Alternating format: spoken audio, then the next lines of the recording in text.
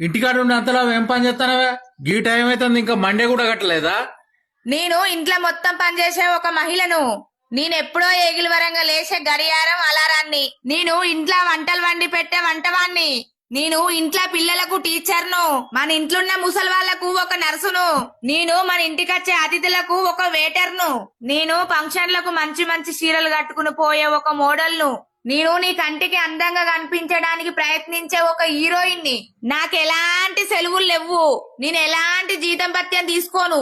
ఇల్లు పాది ఇంత సార్కట్లు చేసినా రోజంటే ఏం పని చేసినావు, ఇంట్లోనే ఉంటివి కదా, ఇంత లేట్ ఎందుకు అయింది అని అడిగేందుకు గింతనైనా సిగ్గు అనిపిస్తలేదా?